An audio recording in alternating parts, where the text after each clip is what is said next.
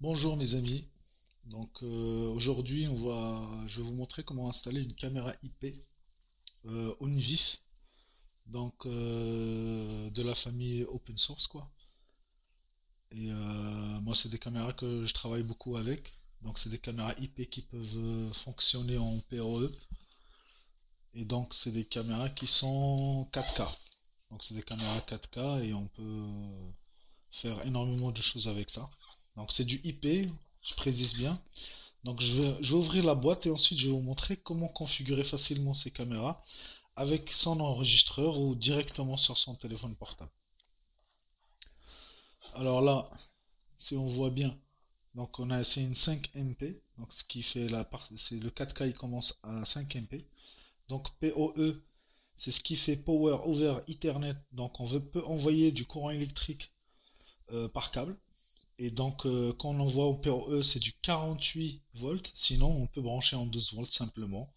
Je choisis toujours des lentilles en 2.8. C'est des lentilles qui peuvent avoir 2.8 mm, ce qui fait un champ de vision de 110 degrés. Ensuite, on a le 3 ou 6 mm, qui est pas mal, qui est à 90 degrés, qui fonctionne très très très bien.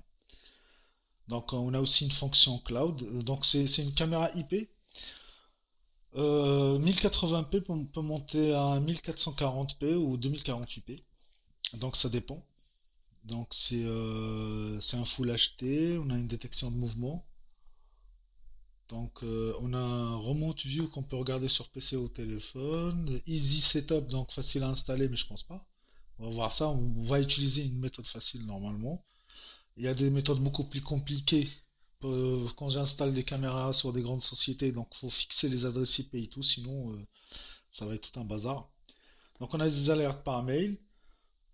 On peut regarder l'enregistrement quoi, mais je pense elle a pas de SD, donc on peut pas on peut juste lire le direct.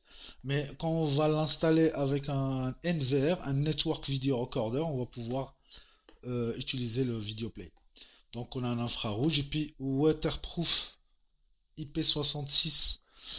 Donc c'est résistant. Le premier 6 c'est résistant à l'eau et le deuxième 6 c'est la poussière. Donc c'est la résistance, c'est pas Internet Protocol. C'est IP66, c'est la résistance. Voilà. On va ouvrir. Donc là on a le contrôle de qualité qui l'a fermé. Donc depuis chez le fournisseur.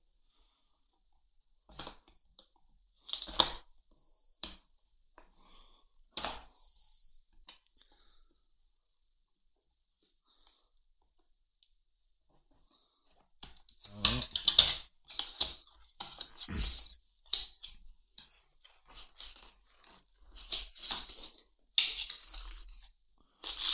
Donc on a des vis et des chevilles qui sont fournis avec, que j'utilise jamais.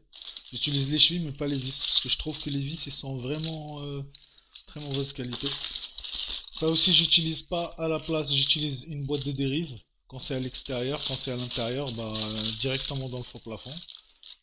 Par rapport à mes câbles en fait, catégorie 6 ou 7, c'est très rigide donc ça rentre pas dans ça. Ça rentre pas dedans. Et on a la caméra, on a un manuel d'utilisation, on a le schéma pour l'installer, pour mettre les vis. Ça c'est important surtout pour les amateurs. Ça vous permet d'avoir exactement les bonnes positions des vis pour visser la caméra. C'est important. Et ensuite, ça on peut le coller à l'entrée de chez nous pour prévenir qu'on a des caméras de surveillance. Je trouve que c'est quand même une caméra qui est complète. Donc c'est une caméra qui est pas mal. Donc voilà, hop. Pas très grande, j'aime bien. Et donc là, c'est du métal. Donc voilà, il n'y a pas de marque dessus. C'est parce que pour nous, les professionnels, quand on commande des caméras, on n'a pas de marque dessus. C'est du libre licence, on peut mettre notre logo dessus, il n'y a pas de souci. Donc là, on revoit les mêmes tickets qui étaient à l'extérieur. Ce qui est bien, les amis, avec cette caméra, c'est que pourquoi je travaille beaucoup avec? Parce qu'on a essayé plusieurs fois de me les casser et on n'a pas pu. Je vais vous montrer ça, la vidéo. Donc normalement vous allez voir la vidéo, ils ont essayé de la casser, mais ils n'ont pas réussi. Donc là c'est simple la caméra, donc là on peut utiliser directement du PoE, sinon on peut brancher du réseau internet et puis brancher un courant électrique directement. C'est ce que j'utilise. En fait pour moi j'utilise pas beaucoup de PoE parce qu'il y a beaucoup de problèmes. Quand on a un switch PoE qui tombe en panne, ben, il nous fait tomber en panne tout quoi. Un switch PoE, quand il tombe en panne, il faut savoir que toutes les caméras tombent en panne. Vous ne voyez plus rien et voir même l'enregistreur qui... Donc moi j'utilise cette méthode, hop, et puis voilà, le courant électrique. Et puis on branche ça sur notre box internet, le RJ45, et puis ça sur le courant électrique. Et on a notre caméra qui est fonctionnelle directement. Je vous montre comment on installe ça sur un logiciel. On va tout brancher. Et on va passer à la configuration. Voilà les amis, donc on va passer à la configuration. Donc j'ouvre l'application XMI. Voilà. Donc il faut savoir qu'on peut s'enregistrer comme on peut faire en tant que visiteur. C'est ce que j'ai toujours fait. Donc ici, on peut s'enregistrer. Donc voilà, donc vous pouvez s'inscrire et tout. Donc après, moi sinon, je passe par le petit écran en bas à gauche. J'appuie dessus. C'est écrit autre moyen de connexion. On a un écran. Donc j'appuie dessus. Là, j'accepte, c'est agré. Voilà, ça dépend de la langue que vous avez. Donc là, il va me charger tous mes sites d'abord. Et là, on va procéder à rajouter la caméra. Voilà. Donc en haut à droite, on a un plus. Donc on va appuyer dessus. Voilà. Donc ça nous sort ce tableau-là. Donc si vous êtes en Wi-Fi chez vous avec la caméra pour d'abord la configurer automatiquement, donc vous appuyez sur la section recherche, juste là, hop.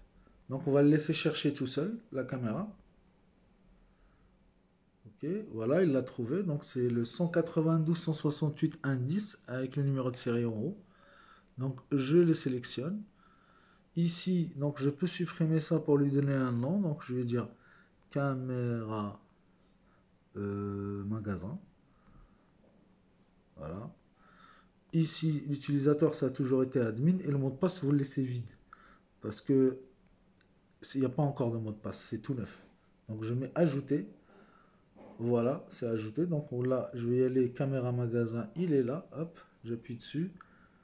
Et je lance l'affichage. Voilà, là, il me demande de faire un mot de passe. Vous mettez OK, vous laissez vide et vous mettez le mot de passe. Voilà, le nouveau mot de passe. Et puis vous confirmez, sauvegardez. Et puis voilà, vous aurez votre nouveau mot de passe en laissant admin qui est en haut. Donc voilà. Après, on a une vue qui est comme ça. Donc je vais marcher devant pour vous montrer. Donc voilà. Donc c'est bien fluide. Par contre, quand je mets du HD, donc là je suis en HD, ça va commencer à craquer encore. Voilà, c'est ralenti. Donc pour régler ce problème là, donc je vais revenir en SD. Voilà, c'est bon, là je suis en SD. Donc pour régler ce problème, généralement moi j'y vais sur la config. Donc gestion vidéo, l'encodage. Et donc là on est en 5 MP, 5 mégapixels avec une fréquence de 20 images par seconde. Donc moi généralement je vais descendre à 1080p et puis je vais augmenter les vitesses par seconde. Et ici je mets le mieux et ainsi de suite. Là c'est 25 images par seconde. Voilà, hop, attendez, voilà, 25, bien, donc le mieux. Je sauvegarde. Et donc là je reviens sur mon image. Voilà, je le mets en plein écran. Donc là j'ai fait le réglage. Donc en SD. Donc là, on va repasser en HD, voilà. Et puis voilà, on a résolu le problème de latence. Voilà. Ensuite, bah, on peut y aller piloter un peu.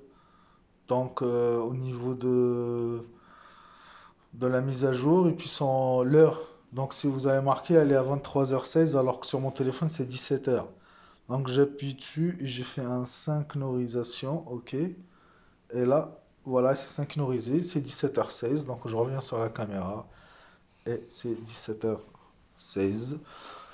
Ensuite, voilà, Je vous montrerai la prochaine fois comment le configurer avec un NVR, un Network Video Recorder, un enregistreur à disque dur. Et voilà.